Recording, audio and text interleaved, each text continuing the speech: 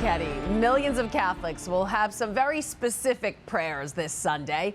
They'll be asking God to guide their favorite team during the Super Bowl. And for some Catholics in San Francisco and Kansas City, those prayers carry a bit of extra weight. They have a Super Bowl bet going on.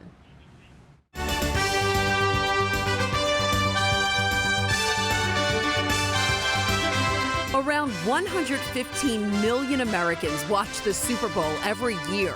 But amid the rivalry between the San Francisco 49ers and the Kansas City Chiefs, another battle is brewing. We want to throw out a friendly wager with our brothers and sisters out in San Francisco. Catholic Charities of Kansas City, St. Joseph, Missouri, issuing a challenge. The winning Super Bowl city will receive a basket of hometown favorites from the losing team. So, for example, if Kansas City wins, the team is really excited to receive Ghirardelli chocolates and sourdough bread. And of course, don't forget rice-a-roni. It's the San Francisco treat. And if San Francisco wins, we're so excited about getting some ribs from Kansas City. As you can see, San Francisco accepted the bet. So now both Catholic Charities teams are praying especially hard for a victory. And helping the Missouri Catholics? This prayer from the Diocese of Kansas City, St. Joseph, asking God to help their team play to the top of their abilities. But don't worry, both cities stress this is a friendly wager, and they'll be excitedly watching this Super Bowl Sunday. Go! San Francisco Archbishop Salvatore Cordileone and Kansas City Bishop James Johnston Jr. have a similar bet, but they're upping the ante. On top of sending local food, they're also going to donate to the pro-life organization of the winner's choice.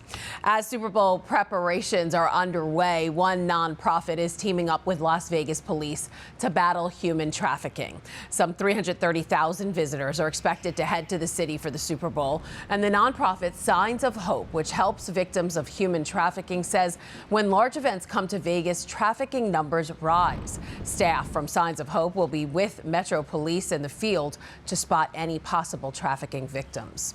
Bishops are backing a bill that will hopefully eradicate human trafficking. The measure would authorize and reauthorize several programs designed to prevent and detect trafficking, as well as provide around $1 billion in funding for anti-trafficking efforts over the next 5 years. Bishops have endorsed the bill and are urging Congress to pass it without further delay. Among the bishops hoping to end human trafficking is Brooklyn Bishop Robert Brennan. On the feast of St. Josephine Bakhita on Thursday, Bishop Brennan called for an end to this crime, asking for the respect and dignity of every human person. Sister Josephine Bakhita is the patron saint of human trafficking victims. At the age of 7, she was sold into slavery, suffering brutal abuse until she was brought to Venice, where she eventually converted to Catholicism.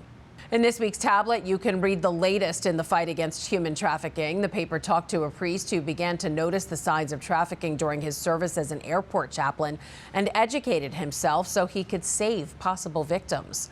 Plus, the Bishop Emeritus of Brooklyn, Nicholas DiMarzio, focused on St. Josephine during his monthly column, Walking with Migrants. Bishop DiMarzio looked to the saint as he wrote about how migrants are especially vulnerable to trafficking. You can read all this and more by picking up the paper at your local church this weekend. You can also get future papers sent straight to you by subscribing online at thetablet.org.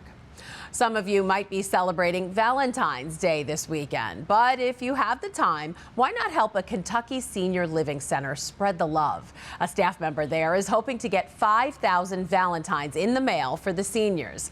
Megan Mannering says a host of schools, churches, and just overall Good Samaritans have already responded to the call. Oh my goodness, that is clever. Barb Pace will admit she's a sucker for a handmade Valentine. So I'm told that these came from a class of students from Maryland. Oh, really? Oh, look at that. There's just something about getting mail. It reminds her of the letters her husband sent when he served in the Army.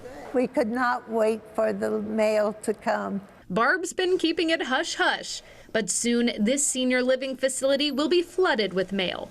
Activities Director Will Naylor has put out a call for valentines, 5,000 valentines to be exact, to distribute to the 100 residents at Preston Green's Senior Living on February 14th. Having each person receive something will make us smile, and a smile can go a long ways. For various reasons, some seniors are reluctant to leave their rooms. But on Valentine's Day, the love will come to them. The long story short is the impact that it makes on each person. Naylor says they've gotten 600 cards so far from Girl Scouts and students, churches, and college athletes. Oh, yep, there you go. Men's basketball. What will this mean to the UK fans that live here? I can't imagine.